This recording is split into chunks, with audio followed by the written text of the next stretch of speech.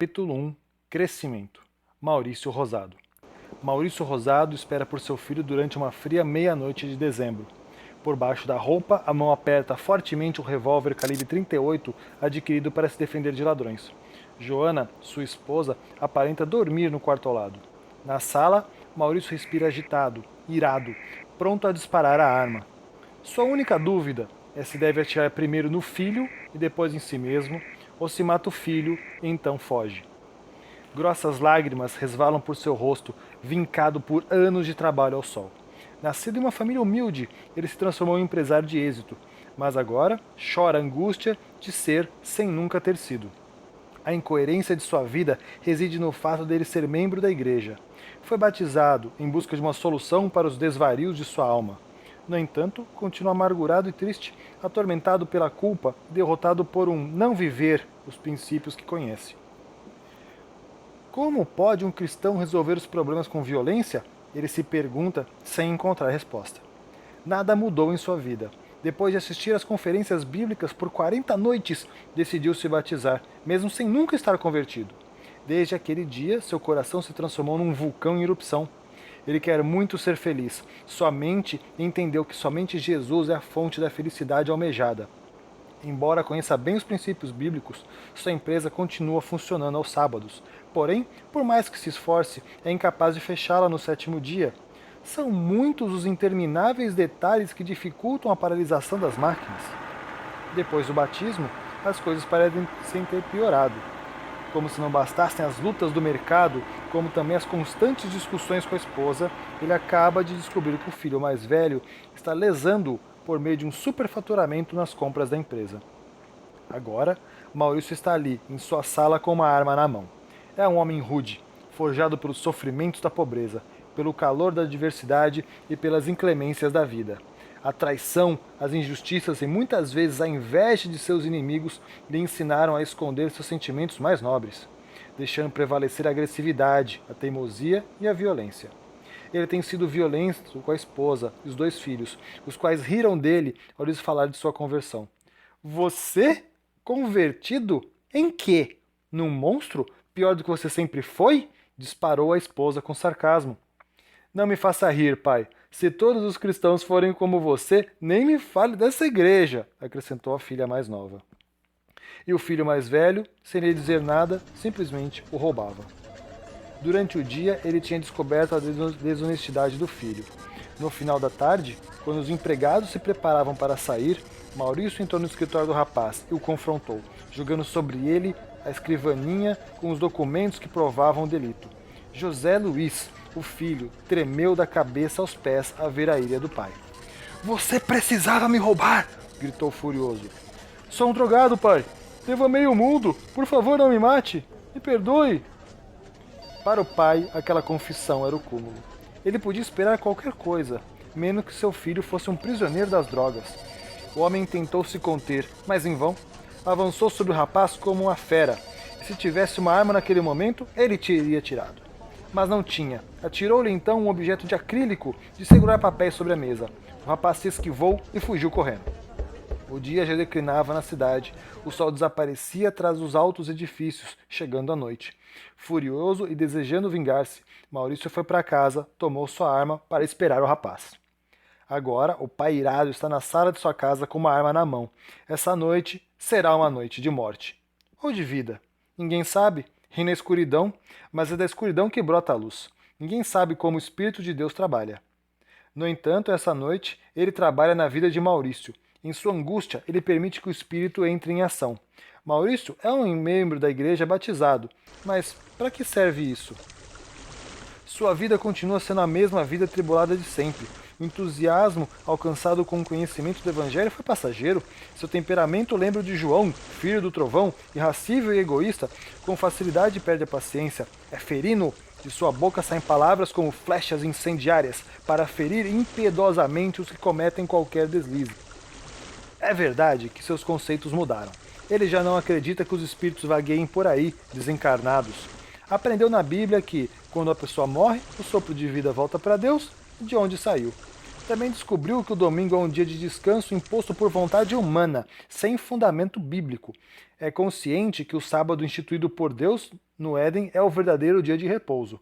No entanto, de que vale o conhecimento doutrinário se mantém a empresa trabalhando, ainda que parcialmente aos sábados? Antes, quando ignorava a verdade bíblica, pelo menos vivia sem o peso da culpa. Agora, porém, além de infeliz, é um homem de consciência pesada. Sente-se hipócrita e falso. Aos sábados é comum agredir a esposa e os filhos antes de sair para a igreja. Ao meio-dia volta e depois de almoçar dorme um pouco e vai ver televisão. Não é fiel na devolução dos dízimos, ora, de vez em quando, e só abre a Bíblia na véspera do sábado para dar uma olhada na lição da escola sabatina. Todos esses pensamentos vêm à cabeça de Maurício Rosado, enquanto espera pelo filho, já passando da meia-noite. Sua mão tensa aperta o revólver por baixo da roupa. O homem de 60 anos, calvo, de corpo atlético, olha pela janela. A raiva do fim da tarde já vinha se recolhendo a passo lento. Seu coração, que parecia um vulcão em erupção, agora vai sendo dominado por outro sentimento. Tem vontade de chorar, e chora. A princípio em silêncio, depois compulsivamente, deixando lágrimas fluírem abundantemente de seus olhos. Então ele cai de joelhos num canto da sala e clama ao Senhor. Já é de madrugada quando, sentado no sofá da sala, ele passa a fazer uma retrospectiva de sua vida. O problema não é o temperamento irado, todos vêm ao mundo carregando traços de caráter que o atormentam, mas Deus não é poderoso para transformar? Outra vez vem-lhe à mente João, o filho do trovão. Por acaso João não foi transformado no discípulo do amor? Por que então o Deus de João não opera as mesmas maravilhas em Maurício? Ele se lembra então das palavras do pastor que o evangelizou. Na vida cristã não basta nascer, é preciso sobreviver, se desenvolver, crescer e refletir o caráter de Jesus Cristo.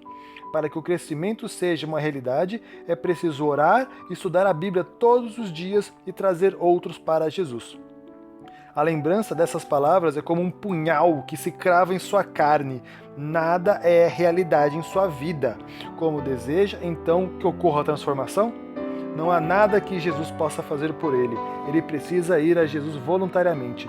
E esse ir não é uma questão mental ou teórica, é experiência, ação.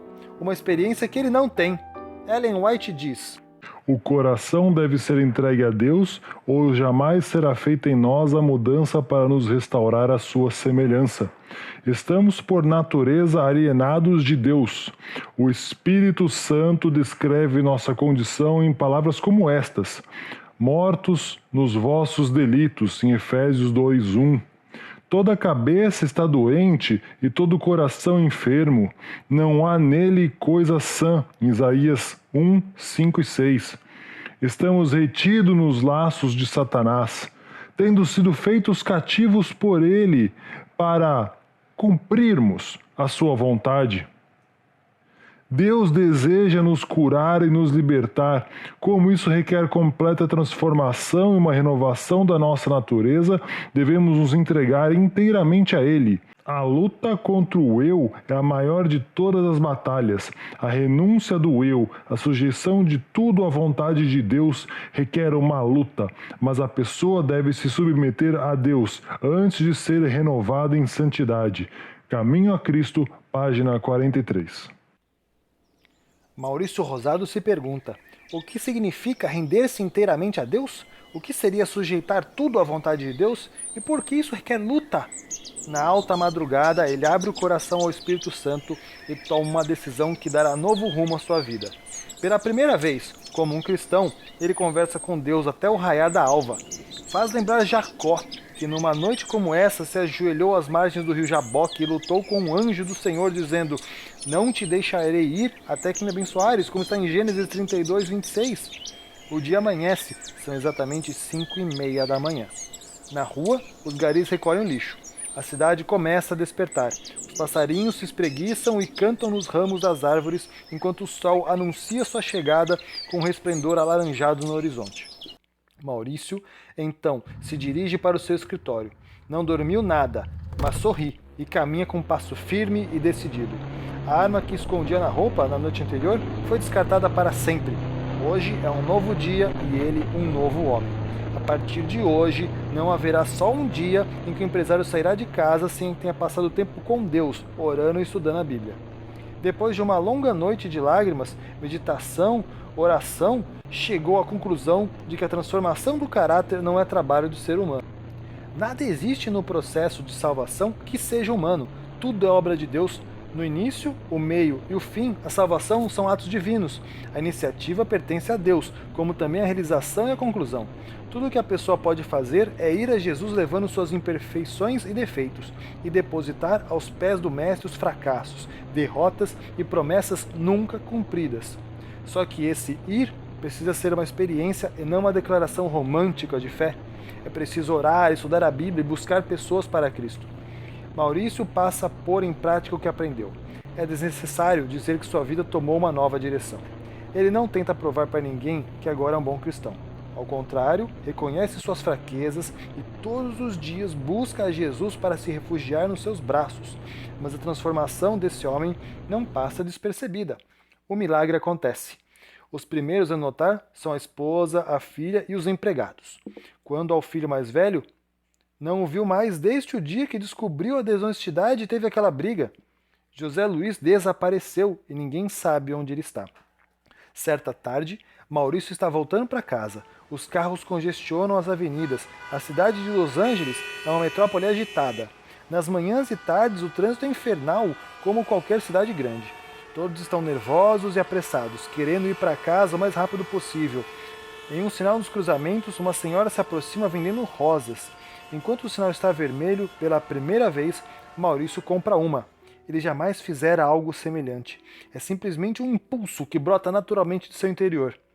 Quando chega à sua casa, cumprimenta a esposa com um beijo e lhe entrega a flor. Não diz nada, é apenas um gesto. A esposa fica perturbada? Emocionada ou preocupada? Para aqui tentar entender, agrada-lhe o gesto do esposo. Algo acontece com ele ultimamente, não sabe dizer o que é, mas é algo que está fazendo que ele seja diferente. Ele já não trata de provar que ela está sempre errada. Mostra-se manso, humilde, aberto ao diálogo. Respeita a opinião da esposa e da filha. Constantemente pergunta se alguém viu o filho e se ele deu notícias. Um dia, na hora do café da manhã, ele diz: "Eu vou buscá-lo." "Buscar quem?" pergunta a filha. "Seu irmão." "Mas ele não te roubou?" "Acho que eu roubei mais. Eu fui um pai negligente. Preciso encontrá-lo e ajudar meu filho." "Eu sei onde ele está." "E por que ainda não me disse?" "Pra quê? Pra você ir lá e dar um tiro nele?" Em silêncio, Maurício baixa o olhar, respira fundo e responde: "Filha, você tem todo o direito de falar assim. Eu lhe dei motivos suficientes para isso. Mas me ajude, por favor. Preciso encontrar seu irmão." Os olhos da filha, uma linda jovem morena de 20 anos de idade, cabelos ondulados e sorriso cativante, brilham de emoção. Levanta-se da cadeira, se aproxima do pai e lhe o abraça. "Perdoa-me, papai. Eu queria lhe entender, mas você me confunde. Às vezes você é um, depois parece outro. Agora, por exemplo, você é o pai com que sempre sonhei." Maurício se emociona. Joana também, sua esposa, se levanta e os três se unem num terno abraço familiar. Enquanto se dirige ao trabalho naquela manhã, Maurício se pergunta o que está acontecendo com ele. Coisas boas brotam em sua vida como maçãs de uma macieira. Não se esforça para isso, é natural. Na empresa, os empregados o respeitam mais e trabalham mais felizes. O que ele não sabe é que o vento, que é invisível, embora seus efeitos sejam claramente vistos e sentidos, assim também é o Espírito de Deus em sua obra no coração humano. Esse poder regenerador, o qual nenhum olho humano pode ver, gera uma nova vida e cria um novo ser à imagem de Deus. Embora a obra do Espírito seja silenciosa e imperceptível, seus efeitos podem ser vistos. Se o coração for renovado pelo Espírito de Deus, a vida dará testemunho disso. Apesar de nada podemos fazer para mudar o coração e entrar em harmonia com Deus, mesmo que não devamos em absoluto confiar em nós mesmos nem em nossas boas ações. A vida vai revelar se a graça de Deus habita em nós. Uma mudança será percebida no caráter, nos hábitos e propósitos. Caminho a Cristo, páginas 57 e 58. No último dia daquele ano, ao realizar o balanço da empresa, Maurício percebeu que teve um excelente lucro. Em outros tempos, teria dado um salto com o punho levantado e gritado "Yes!", mas dessa vez é diferente. Ele se ajoelha e chora, agradecido a Deus pelas bênçãos recebidas. A primeira coisa que faz então é preencher um cheque com o dízimo. Ao terminar, sorri satisfeito. Jamais havia feito isso. Desde que se batizou, nunca deixou de devolver o dízimo. Mas era um dízimo de mentirinha. Ele sabia que ganhava muito mais do que devolvia. O dízimo que devolvia era só para aplacar a consciência. Mas agora tudo mudou. Com alegria, ele assina o cheque e passa a contar os dias para que chegue o sábado, no momento em que os diáconos recolhem os dízimos. Maurício disfarça uma lágrima de emoção e de gratidão. Fecha os olhos enquanto a igreja canta. Amém, Senhor, eu quero trazer-te este dom, indigo mais sincero, em puro coração. Ele vê um coro de anjos louvando a Deus e reconhece a soberania divina na vida de seus filhos. No entanto, na vida cristã, um passo vem depois do outro. Nada fica estacionado. Cristianismo é crescimento e crescimento é avançar. A semana seguinte é decisiva na experiência desse empresário.